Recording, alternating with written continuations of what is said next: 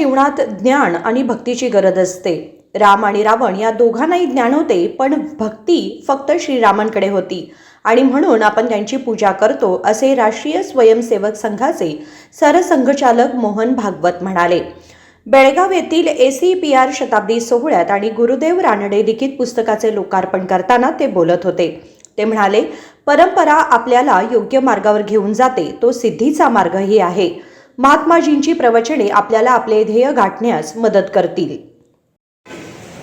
तो नित्य साधना करना है, नित्य नियम करना है, और वो नियम क्यों करना है इसका भी चिंतन करना है.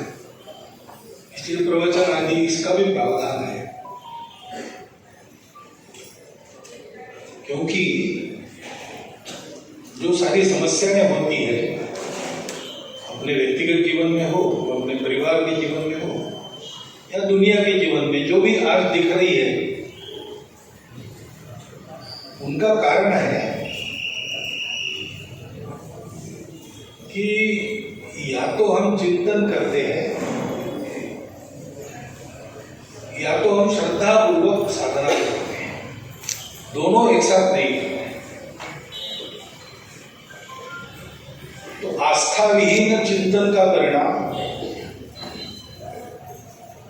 नकारात्मक होता है, अश्रद्धा में, और चिंतन विहीन आस्था का परिणाम अंधविश्वास में होता है.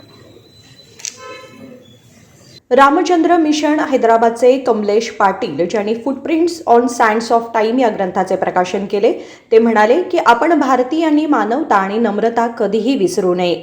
यानंतर मोहन भागवत आणि कमलेश पाटील यांनी ACPR परिसरात एक रोपटे लावले. यावेळी ACPRचे अध्यक्ष अशोक पोद्दार, सचिव MB जिर्ली आदी उपस्थित होते. राजशेखर हिरेमठ, KMM मराठी, बेळगाव.